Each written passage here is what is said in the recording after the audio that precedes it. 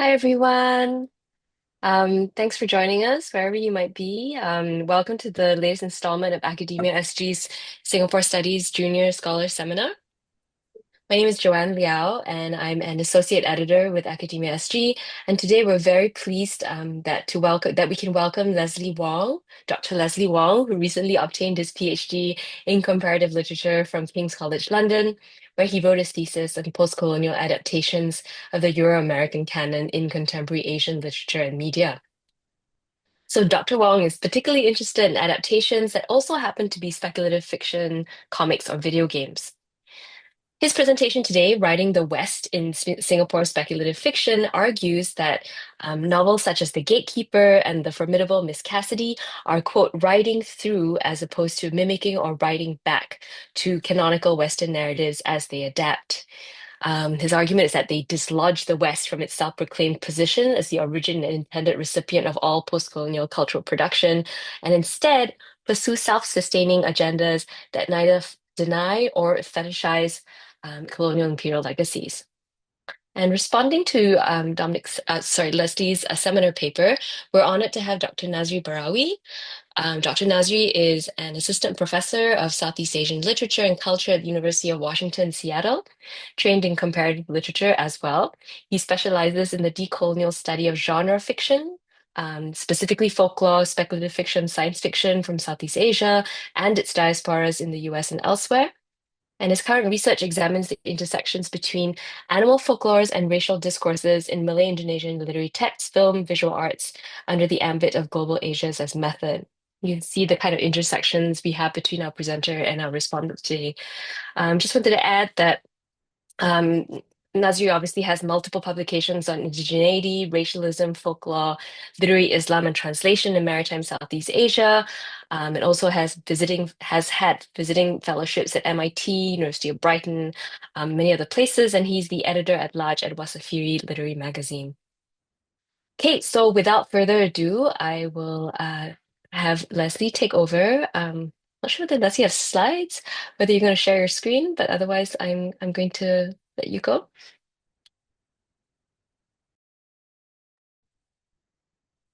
Thanks, Joanne. Can everyone see my screen?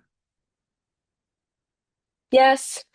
Okay, great. Then I'll start. Thank you everyone for coming today. In this presentation, I'll discuss how two Singaporean speculative fiction novels adapt canonical texts and narratives from the West. To be more specific, I argue that Norasid's The Gatekeeper and Meihan Boey's The Formidable Miss Cassidy write through Greco-Roman mythology and Victorian literature to tell stories about Singapore that aren't predominantly about our relationship with the West. Most of the material you'll hear comes from my PhD thesis, with a few extra thoughts thrown in for an audience already familiar with many aspects of Singapore. I'll be shortening the title of The Formidable Miss Cassidy because it's a bit of a mouthful to Formidable Miss from here on out to distinguish the novel from the character Miss Cassidy. Let me begin by clarifying what I mean by adaptation, a word that could refer to either product or process and which has notoriously resisted literary and media scholars' best attempts to fix it in place once and for all. In the media industry and common parlance, an adaptation is conventionally a new version of an existing source text transposed to a different medium, like a film adaptation of a novel or a musical adaptation of a film. The process of adaptation by extension is understood as the series of actions performed by an adapter or team of adapters to transpose a text from one medium to another. The term is rarely applied to novels that adapt myths or literary archetypes like The Gatekeeper and Formidable Myths for a variety of reasons, but mostly because they don't have a readily identifiable source text or an explicit intermediate trajectory. As such, they tend to be described as retellings or pastiches instead. I prefer not to use those alternatives because I, like many other scholars who work on adaptation, was influenced by Linda Hutchins' A Theory of Adaptation, where she defines adaptation as both, quote, an acknowledged transposition of a recognizable other work or works, and a creative and an interpretive act of appropriation or salvaging, end quote. This dual conception of adaptation as product and process very much applies to the two novels I'm talking about today. The Gatekeeper quotes an excerpt from Book 4 of Ovid's Metamorphoses in an epigraph, whereas the first chapter of Formidable Miss contains a haunted house, family curse, and heroine in peril, all hallmarks of Victorian Gothic fiction. I also like to use adaptation because the biological sense of the term suggests that an organism adapts to survive better in its new environment rather than to differentiate itself from the likely extinct forebears in its old environment. Our colonizers may not have gone extinct yet, but a major impulse within writing through is de-emphasizing the adaptation's relationship with its old environment in favor of how it has changed to suit its new one. An even stronger case can be made for bestowing the title of adaptation upon reworkings of canonical Euro-American narratives from a post-colonial country like Singapore. Just as an adaptation supposedly owes some essential part of its composition to the prior text it adapts, so too are former colonies supposed to have received the trappings of industrial modernity from their almost invariably Euro-American colonizers.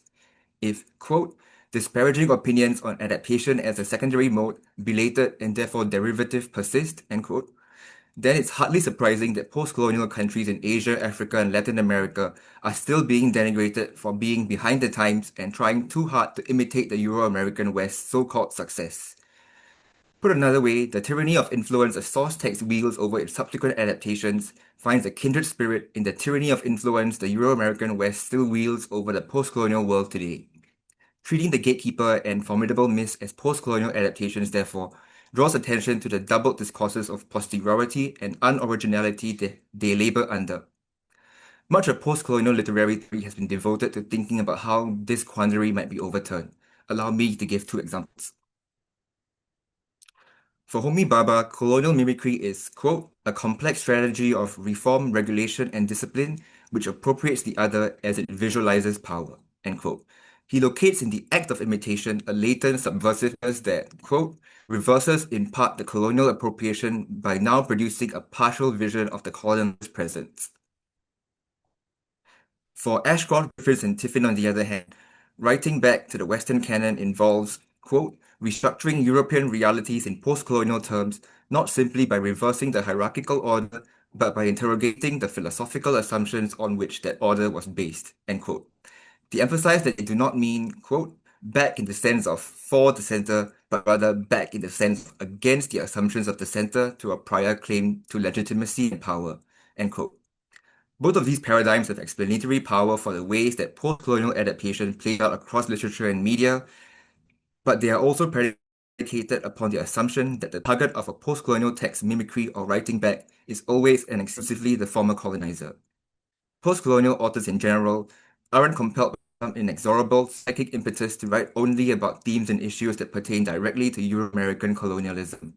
So why should post-colonial authors who consciously adapt Euro-American narrative be any different? Shouldn't we account for the possibility that appropriating from the Euro-American canon might just be a means to an end rather than the end itself? That question planted the seed that would eventually germinate into writing through. In Asia's method, Chen Singh suggests that the colonized subject's propensity to either identify with or repudiate the colonizer can be curbed by practicing critical syncretism, where, quote, the intent is to become others, to actively interiorize elements of others into the subjectivity of the self, so as to move beyond the boundaries and divisive positions historically constructed by colonial power relations, end quote. Accordingly, the dominant creative impulse in writing through is neither imitating nor resisting the canonical Euro-American source, but rather interiorizing it as part of a system of multiple reference points that also includes local and regional traditions. In The Gatekeeper and Formidable myths, Euro-American cultural narratives are syncretized with Asian folklore, literature, and history in a manner that avoids privileging any particular reference point as the most important or authoritative. That is to say, they conceive of the West as, quote, bits and fragments that intervene in local social formations in a systematic but never totalizing way, end quote. Both imitation and resistance imply that the colonial object is external to the post-colonial subject. Writing through, conversely, recognizes that it doesn't really make sense to imitate or resist something which is already a part, and only a part, of our post-colonial subjectivities. Post-colonial adaptations like The Gatekeeper and Formidable myths are thus content to let their Euro-American fragments subsist without attempting to absorb or expunge them. This also frees them up to pursue other self-sustaining agendas that don't necessarily involve reacting to the former colonizer or the entire construct of Western civilization. I have to admit that my original PhD proposal treated Singaporean literature as an afterthought. to be hastily cited as a counterexample in the conclusion. This was despite the proposal emerging out of my MA dissertation, where the gatekeeper was one of my primary texts. Luckily for me, two fortuitous things happened. First, my supervisors convinced me that I was allowed to write about a book that I've written about before. Second, the Formidable Miss Cassidy was published. Not only was it another Singaporean work of speculative fiction written by a female author, but it also won the Epigram Books Fiction Prize, just like the Gatekeeper had 5 years prior. It even came with an endorsement from the Gatekeeper's author. I took that as a sign from the gods and never looked back. But precisely because my project was originally envisioned without a significant Singaporean component, it never occurred to me to think of writing through as something unique to Singapore. That prevented me from articulating exceptionalist sentiments about how post-colonial Singapore's eclectic cultural mix might have provided the ideal conditions for writing through to emerge. Working on the two novels, moreover, made me realize that they are equally loath to attribute their critical syncretism to some essential quality of the Singaporean nation-state. Both decentered the West without invoking the hegemonic nation-state in its place, drawing instead from multiple narratives in multiple languages, media, and traditions to pluralize what it means to be Singaporean in the post-colonial age. In the remainder of my presentation, I'm going to show how the two novels exhibit various qualities associated with writing through, beginning with The Gatekeeper. The Gatekeeper is the debut novel of Malay Singaporean author Nuraliah Norasid and was originally written up as part of a creative doctoral thesis. It chronicles the travails of a Medusa named Rhea, who after turning an entire village to stone and becoming a wanted criminal, is forced to seek refuge in the underground city of Nellrut with her older sister Barani. After the denizens of Nellrut, themselves outcasts and pariahs, suggest that Rhea's deadly gaze and unpredictability are best directed against intruders, she assumes the role of the subterranean settlement's gatekeeper. Rhea spends almost 50 years inhabiting the threshold between Nellrut and the surface, learning about the political upheaval sweeping through the island country of Mantikura only through the occasional accidental trespasser she petrifies. Just when her deteriorating relationship with Barani threatens to plunge her into total isolation, Rhea's liminal state of semi-voluntary self-exile is shattered by the arrival of the privileged Edric Schwen, whose insatiable curiosity leads him to stumble upon Nellrut's entrance. Sensing an unexpected kindred spirit in Edric, Rhea spares his life, and they strike up a friendship that disastrously develops into sexual obsession for Edric. As the authorities resume their search for the elusive Medusa sisters, Rhea is, in rapid succession, banished from Nellrut for associating with outsiders, impregnated by Edric after he violates her body against her will, and incarcerated after going on another petrification spree that claims dozens of lives, including that of Edric's father. The novel ends with a heavily pregnant Rhea at the mercy of the Manticurean state, with no choice but to comply with its sinister plans for exploiting a Medusa's unique powers. Nobody who knows anything about the way Singaporean society works can fail to detect the social-political critique at the heart of The Gatekeeper. To put it quite bluntly, it depicts the systemic discrimination and racism experienced by Malay Singaporeans at the hands of the ethnic Chinese majority. Rather than take this as a sign that the gatekeeper has a bone to pick with Chinese Singaporeans, I prefer to see this as confirmation that the novel is less interested in writing back to the Euro-American West than in calling out the post-colonial nation-state for failing to rectify the hierarchical divisions wrought by colonialism. The British coloniser had a negligible presence in the novel, which uses the all-inclusive category of human with a capital H to refer to both those who initially colonized Mantikura and those who now hold the reins of power. Malay Singaporeans, on the other hand, are represented by four anthropomorphic non-human races: the scaly reptilian Syrians, the agile cat-like Felinis, and their canine Kayanese neighbors, and the earthen Tuyuns who, quote, wore scales of tur and yun, or rock and wood, upon their skins so that they might camouflage into the land that was theirs by right of precedence, end quote. These reflect the internal diversity of Singapore's Malay community, who are descended not only from the Orang Laut and the Peninsular Malays, but also from the Javanese, Boyanese, Bugis, and Minangkabau, among others. Unlike other post-colonial novels that do not show any consciousness of being Europe's other and are wholly preoccupied with their own scene of action, however, The Gatekeeper adapts the Greco-Roman myth of Medusa to weave its tale of dispossession and loss. Medusa has become one of the most widely recognized characters from Greco-Roman mythology because she's quite literally everywhere in the Western world, from Freud's psychoanalytic theories and Renaissance art to Ra of the Titans and the Versace logo. The full version of the so-called original myth, however, isn't that well known in Asia. We have our own snake women, so here's a TLDR summary. Um, Medusa was raped by the sea god Poseidon in the temple of Athena, the goddess of wisdom. And since Poseidon was a fellow deity, Athena couldn't take out her anger on him, and instead cursed Medusa with a gaze that turned any living thing she looked at into stone. She also transformed Medusa's hair into snakes. Sometime later, the demigod hero Perseus is sent on a quest to kill Medusa and abscond with her decapitated head. He uses a mirrored shield to avoid Medusa's petrifying gaze and lops her head off before she even wakes up from her nap. After Perseus turns all his enemies to stone, he decides to offer Medusa's head as a gift to Athena, who puts it on her shield and uses it to terrify her enemies. There are numerous allusions to this series of events throughout the Gatekeeper, the most obvious of which is the epigraph that quotes from Ovid's Metamorphoses, arguably the most influential ancient source of Medusa's myth. Some of you might already have picked up on the parallel between Poseidon's rape of Medusa and Edric's rape of Rhea. While Rhea and Barani were born with a petrifying gaze, Barani, quote, often wondered what kind of curse was placed on their ancient predecessor so that their eyes could make still what moved, end quote. The closest Rhea comes to mirroring the original Medusa's fate, however, is when she is captured by the Manticoran authorities and made to feel, quote, as if she was no more than a severed head stuck upon the shield that the nation state sought to build, end quote. As Grace Chin writes, Rhea is devalued and exploited by a patriarchal, ethnocentric state that only views her as a potentially powerful biotechnological weapon. This is when the connection between Medusa and the violently othered Malay Singaporean woman finally becomes explicit.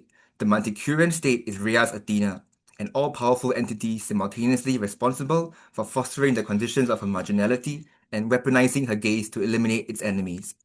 Malay Singaporeans have to cope with discrimination and prejudice daily, but this does not exempt them from what Wei Sin Gui calls the Singaporean state's neoliberalization of the country's territory and population. The Gatekeeper wouldn't be much of an example of writing through, however, without its rich mosaic of references to the Malay language and culture, which has, at the minimum, an equally significant presence in the novel as Medusa. According to Najri Barawi, Nuraliah, quote, originally penned the novel in Bahasa, but then decided to publish it in English, striving in the process not to lose sense of its Malay consciousness, end quote.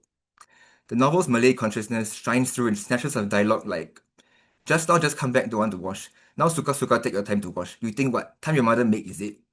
So it sounds like Singlish with the Chinese and Hokkien derived words taken out, but they're actually literal translations from Malay that reveal the strong influence Singapore's national language still exerts over its unofficial vernacular.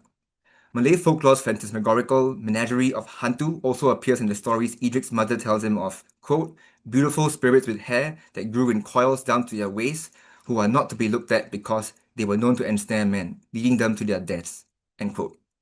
And perhaps most prominently of all, the chamber where Rhea carries out her duties as gatekeeper houses the keramat of a dead paragon, known as the Blood Aunt, in an homage to the formerly widespread practice of venerating the graves of saints and prominent religious figures across the Malay Muslim world. So if I ask my grandma about keramat, she would definitely know what I'm talking about, but I'm certain she would draw a complete blank when it comes to Medusa. That's an indication of how recently Medusa infiltrated the minds of Singaporeans and how alien to our traditions and history she remains. The Gatekeeper retains this element of foreignness, even as it enfolds Medusa in a very Singaporean milieu, which is how it manages to write through her to tell a story about Malay Singaporean marginality. Although Medusas like Rhea and Varani are obviously non-human, it is unclear whether they belong to any of the four non-human races, as even the reptilian Syrians resemble dragons and lizards more than snakes, and don't have any supernatural abilities.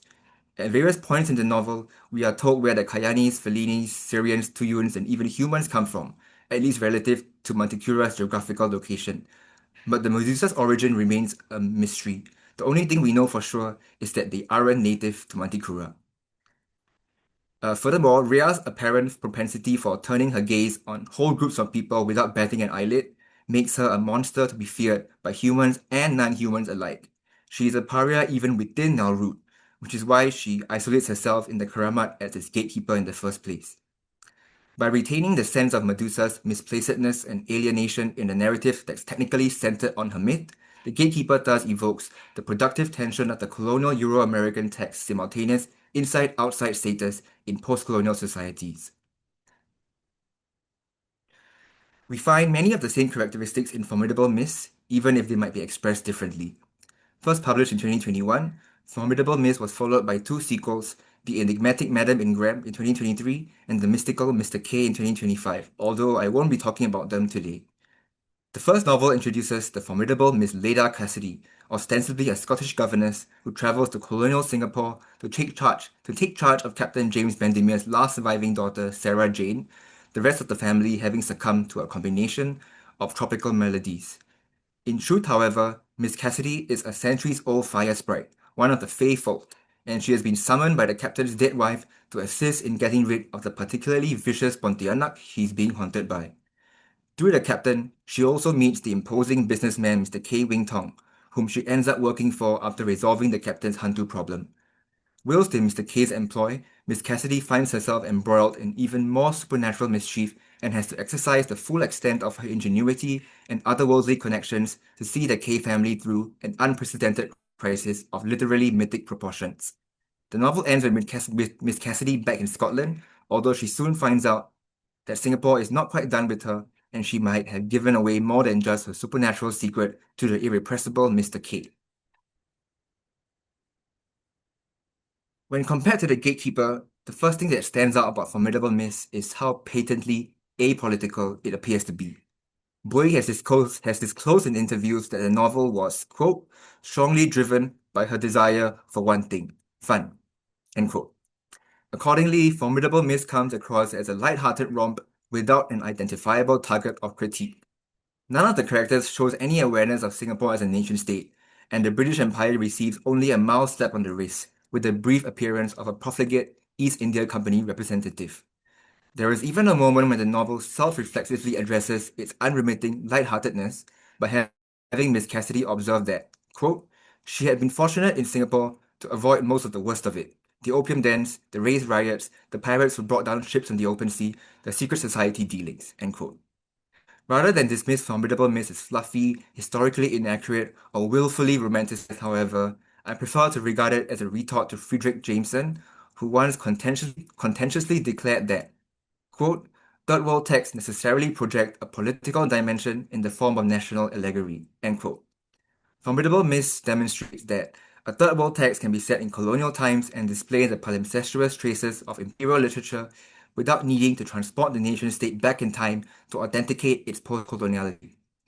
If writing through liberates the post-colonial novel from the seeming inevitability of writing back the center, then there is no reason for the necessity of allegorizing the nation to remain either.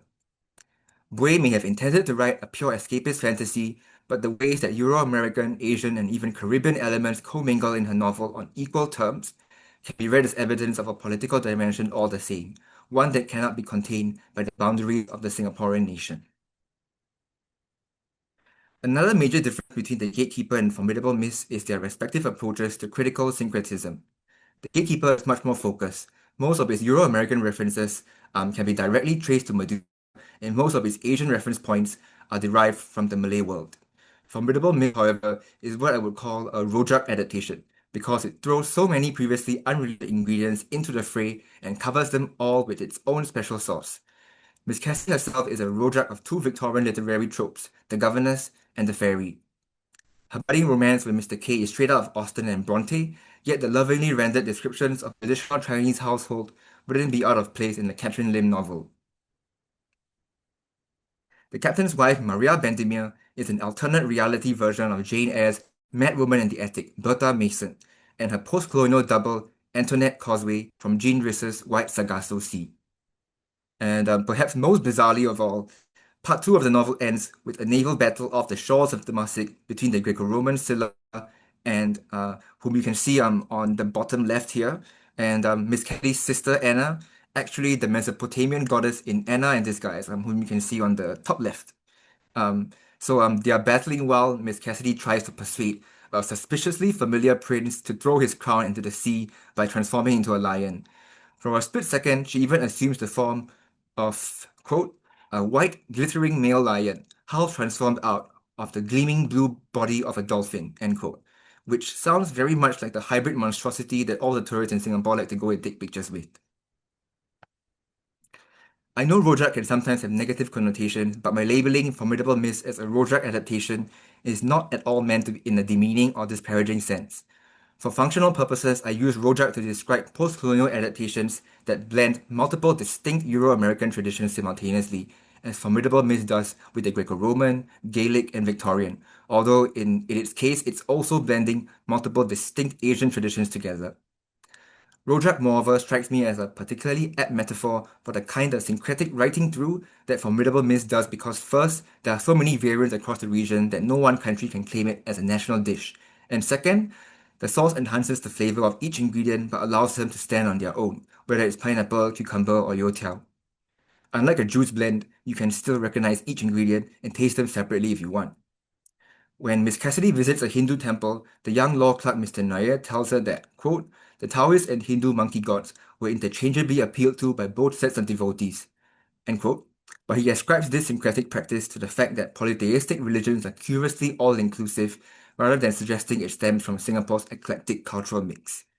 And although the novel borrows freely from multiple traditions, it doesn't indiscriminately assign characteristics associated with one to a character from another.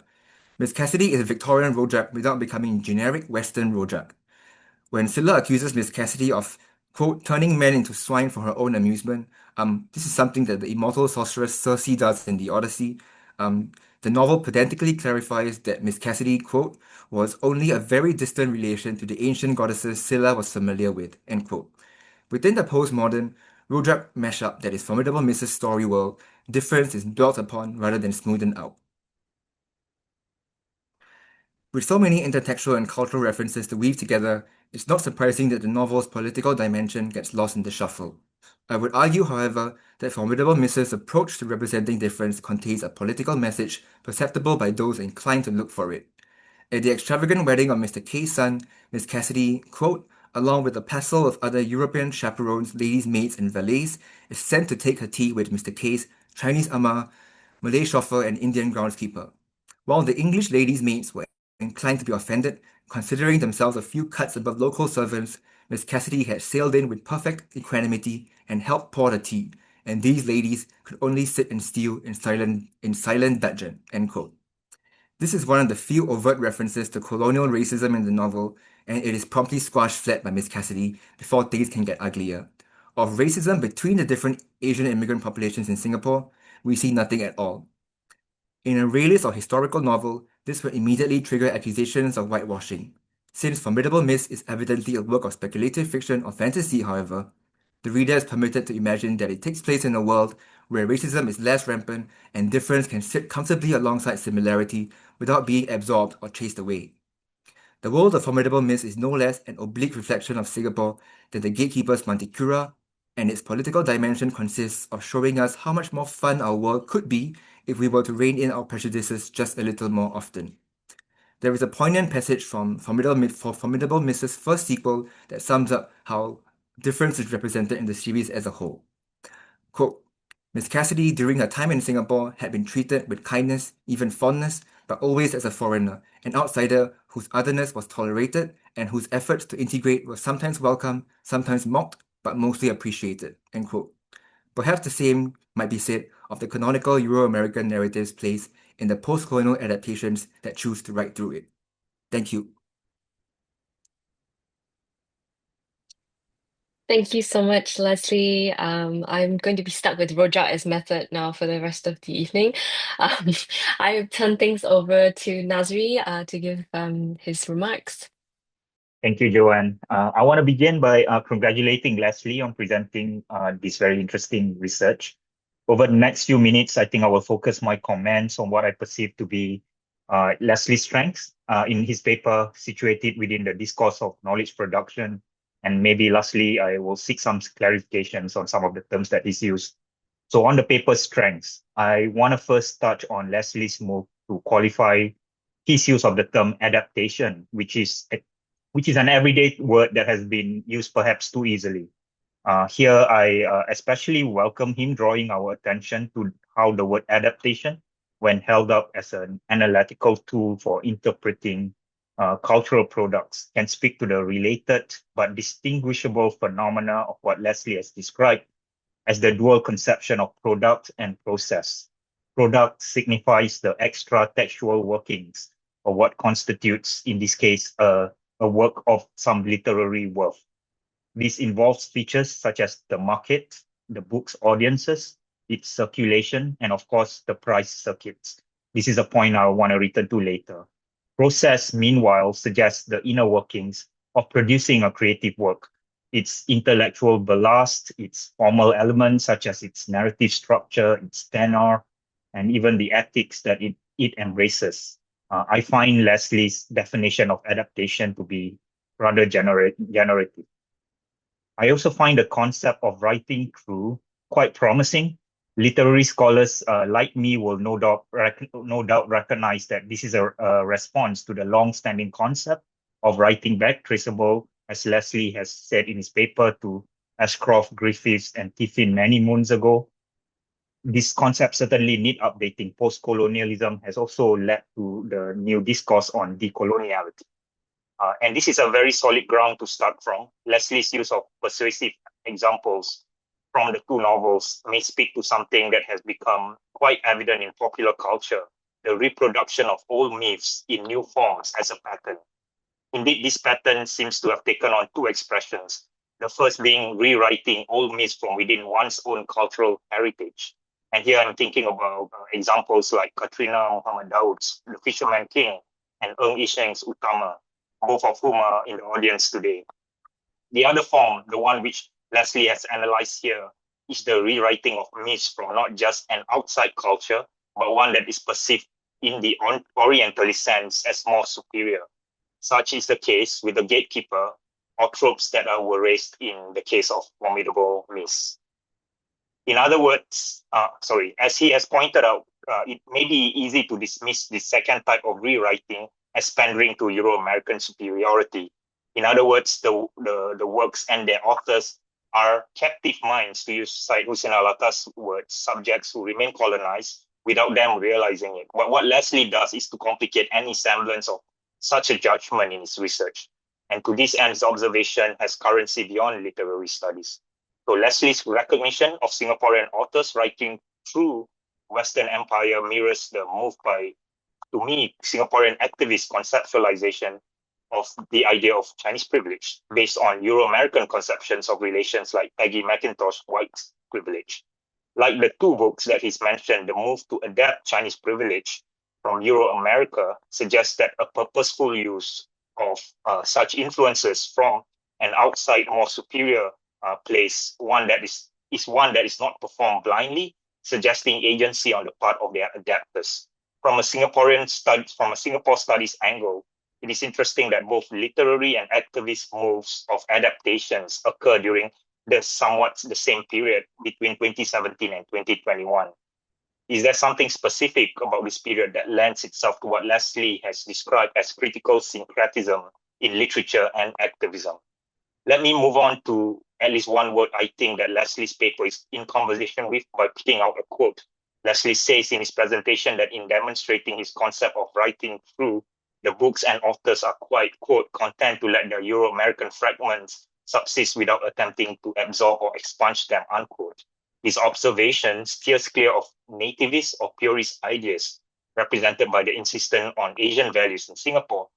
In this sense, it puts Leslie's work in conversation with another formative work from Singapore, on what I think has come to be known as autonomous knowledge. I'm referring to sociological theory beyond the canon by NUS sociologists like Farid Alatas and Benita Sina. In it, they write that their move to introduce non-Western thought in social science is not motivated by the denial of Euro-American theorization of Marx, Durkheim, and Weber. Rather, it is meant to rethink how we can engage with them more critically. We can see it as revision and adaptation. And in this last part, I have some questions for Leslie. First, I want to return to the definition of adaptation as product and process. You have outlined an analysis that is more process-heavy to me, and I want to push the envelope a bit on the product bit of your definition. Both works were Epigram Prize winners, as you pointed out. In your research, have you considered how the considerations of the market, capital, and other extra textual matters contribute to your textual analysis and the author's creative choices? So this is one question. Second, you have positioned Formidable Myth as a retort to Jameson's controversial quotes about third world texts as national allegory. I'm wondering about the valency of inscribing this text as third world. Once again, I'll channel Farid Al-Attah's qualification that Singapore, given its first world economic status and dominance among developing economies as a model, do not settle comfortably into the imaginary of the global south, synonymous with ideas of the third world. One can go as far as to say that Singapore is post-colonial only in terms of having gained independence. In many ways, it upholds colonial modes of being, the presence of inherited laws such as the death penalty, its stance on British colonization as more good than bad, and other things. I want to hear your thoughts on your use of these terms when applied to Singapore or parts of Singapore. And I'll stop here and once again reiterate that I find this paper to be promising, and thank you for giving me the opportunity to comment on it. Thank you so much, Nazmi, for your very generous and very detailed response to Leslie's paper. I'll let obviously Leslie start his response to the two questions that Nazri posed, the one on process and product of adaptation and capital, and the second question actually on is Singapore, can Formidable Miss Cassidy be considered a third world text given Singapore's political and cultural realities? Those are huge questions, Nazri. So feel free to take one or the other. And of course, we welcome questions from the audience members in the chat. So these are really big. I just want to acknowledge they're really great, but also very big questions. So I'll let you speak to some of them. I think for me, the national allegory was just I have to concede that when I was writing the script also, that I was like, is Formidable Myth really a third world text? And then there was something that didn't sit quite right with me by when I wrote that bit. Um, because although it's set in colonial Singapore when Singapore was still third world, still a backwater, so to speak, compared to the metropolitan center, um, that is certainly not the case of the Singapore that Meihan Boey wrote the novel in. So I feel like perhaps um there was I was perhaps more thinking about how the novel would be perceived by the white audience that it seemingly panders to as a post-colonial novel, and how it would feed into those discourses of for the liberal segment of the Anglo-American white readership, how that novel would play into their I guess would I guess flatter their pretenses at making their reading more diverse. Um, and so in that sense, it would counter their Jameson's concept of what of national allegory is. But for those of us in Singapore, in the region, in Asia, then I think national allegory is really extremely like it's really like extremely outdated, and most of the stuff is coming out of our countries written by authors who grew up in post-colonial countries already doesn't match what Jameson had in mind when he wrote that like 40 years ago.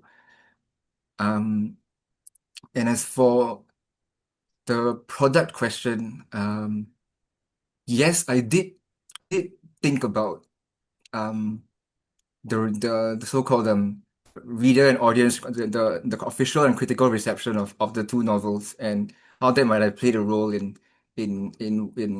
how they have been, I guess, talked about in Singapore. Um, I guess for Formidable Miss, Meihan Boey said that she wrote it initially. It was a short story for an indie press in Canada. So from the start, the white governess character was already meant to sort of ease in an audience that was not familiar with Southeast Asia or Singapore. Um, and so I guess in one sense, one could say that she's pandering to the white audience. But I think the fact that it became a book that was first published in Singapore and only in Singapore before getting picked up by overseas publishers meant that she had to while keeping the original, I guess, seed of her story, write for a Singaporean audience instead, in a way. So then there are many things that in the novel that aren't explained, and if you aren't from Singapore or from Southeast Asia, you just won't get like the reference to the Malayan and Sangila Utama. That's not really explained, and if you don't know, you just won't get it. So I think so that's for me that's as one sign that it isn't just written for a white international audience. And as for the Gatekeeper, well, it hasn't been picked up by any international publishers, and I think one of the reasons for that is because its political subtext is so palpable, and and and also it doesn't try to hide that it is critiquing something that is very specific to Singapore, and maybe that doesn't travel as well as the as Miss Cassidy's Rojak, but also I feel like, sorry, Nazri, like was there something about the fact that they both won the prize, like that you want me to talk more about? I just was thinking that prizes itself has its own economy, in terms of Mm. who gets selected, why they get selected, and stuff like that. I'm wondering if that changes your views or your analysis at all. You don't have Ah, to Mm. address everything yes. right now, but just wanted to say that. Yeah, yeah, just something that you can think about. And I'm just pausing as well because there's lots of questions in the chat right now. Mm. But I think you've really given us a lot to think, Leslie, about the ways in which text, sort of hot borders, but in doing so transform readers and themselves. But of course, everybody's reading sort of double vision. And I didn't know that the text started published as an indie story in Canada, so that's very interesting to me. So CK has a question, which I think you partly answered. Who is the target audience of these books? And I think that you gave a pretty good answer about Formidable Miss Cassidy as well. Like, who who gets to read it as a sort of that it seems to be pandering to a certain audience, and yet it has all these inside sort of details that you can only understand, perhaps if you knew the cultural context. I'm going to move to Sasha R's question. And they write, regarding Formidable Mist, Leslie's argument seems to portray that it's a fantasy of an alternate world where difference is less divisive. However, if the protagonist is a white person who isn't exposed to racism and other issues in Singapore, that would contribute to the way that they can continue to believe Singapore is post-colonial. And this seems very similar to both how white people may experience Singapore and also how Singaporean leaders claim that Singapore does not have racism and other divisive issues. So, how is Formidable Mist different from those forms of violent ignorance, and how is it challenging dominant narratives or constructing new understanding? Well, that's a really tough question because yes, it definitely like just skates around the entire issue of racism in Singapore, and it's very safe in that sense, in that there's nothing objectionable that the government might protest about or find subversive. Um but I guess, for me it's just so there are episodes of colonial racism in the novel where British colonials treat the Asian population and immigrant populations in Singapore with disdain and contempt. Um and so it is very the world of the novel very much is one where racism exists. It's just downplayed. So it's not absent. It's just de-emphasized. It's it's it's not played up, or in fact it's played down. So I think it's different from the government's violent ignorance of racism, because the government like says that racism isn't a problem at all in Singapore, and that we should just proceed as if everything was hunky dory. But in Formidable Mist, there is racism. It's just perhaps not always omnipresent. It's not always lurking beneath the surface of the polite conversation that Singaporeans make in their everyday lives. And so as for the part about being white and how she may have um um I guess the white protagonist may have I guess not been exposed to racism in Singapore because she's white. I think I mean there's no historical basis for it, but even within the white circle, within the novel, like Miss Cassidy is exposed to the racism that comes from the racism that is directed to Creole women like Maria Bentimir, because in the novel she's described as quadroon, which is one quarter black and three quarters white, and she's told quite in quite a lot of detail that by the captain that this is why his parents, even though they weren't rich or well or noble, why they objected so much to his marrying her, just because she had that one quarter of African ethnicity. So I think, and that's a circle in which could be considered white in a sense, because Miss Cassidy is working for a white employer. Her charge is a white woman, a young white woman, and is definitely realistically within the circle that a colonial white woman would be within if they back in those days. But even within that circle, I think she is able to I guess get some insight into the racism that exists within even the British colonial society. So I mean, I haven't read the book personally, but you're saying as well in thinking through the politics of race in the larger British Empire as well, thinking about the Caribbean. These are some of the issues I think that are being raised. I'm going to move to CJ Wanding Wee's question, which is sort of related to what you've been talking about in answering this previous question. And he writes, given that the two novels have different views on multicultural in Singapore, what do you think might be the contrasting identity or identitarian concerns?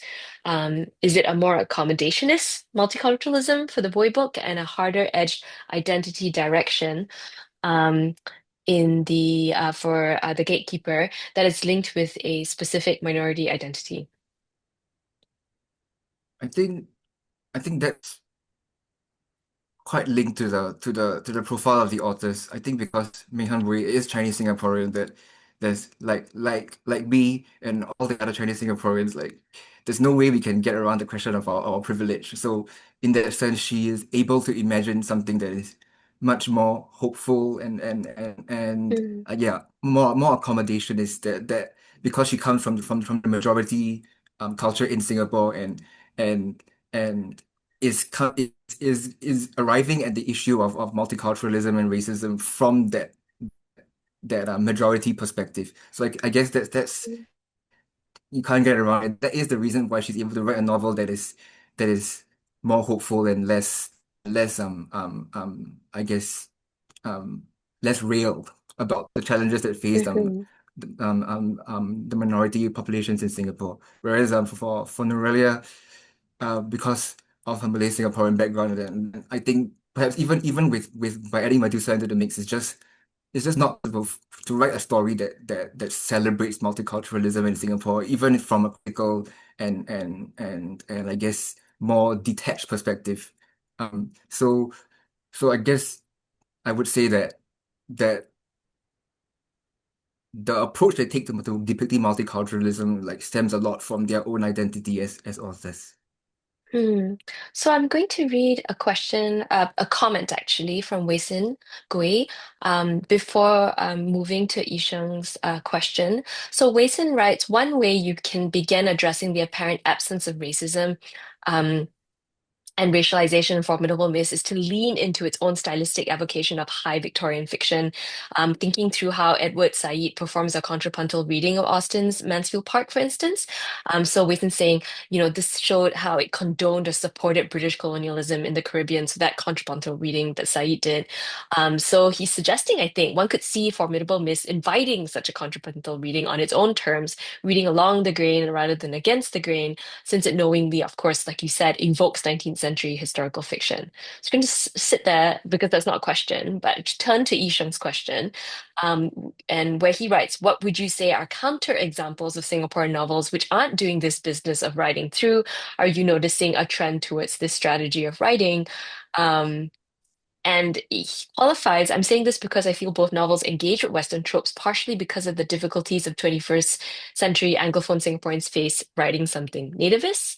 And then he gives examples of how Nuraliah and Meihan have spoken to him about why they've had these sort of had to think through intense emotions in the sense of taboo, or the kind of like a cultural displacement, or kind of sense of cultural exile from 19th century Singapore. So just to answer, so just to go back to the question, are you seeing counterexamples of Singaporean novels?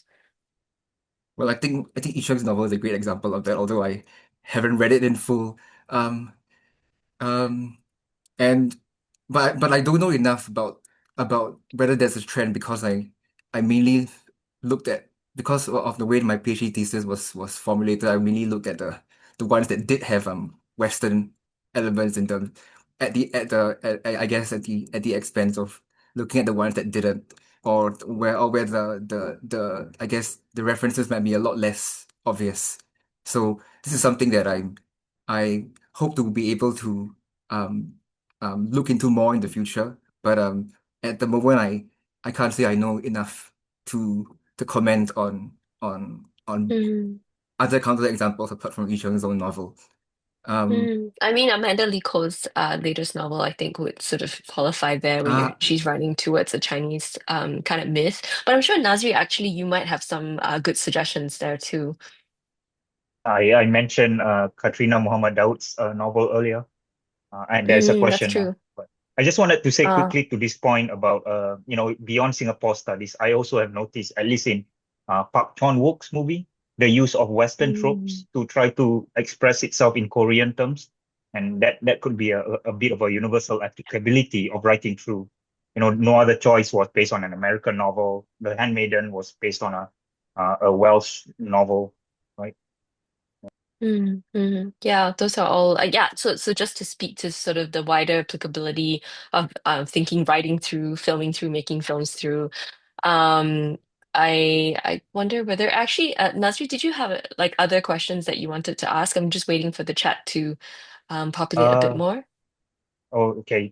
Yeah, I was gonna ask you about like what I like about your what you did also was your methodology in terms of like I people are talking about how you read Bowie as fun is political, and I like that quite a bit. I think that's quite interesting. And Wei Sin already talked about looking at the formal elements, which I also think is very interesting to like people might at first glance think of it as apolitical, and what you're saying is that that absence itself is a political move, which I think is is a good example of close reading. Wanted to say that, yeah. Mm, oh, thank you. mm.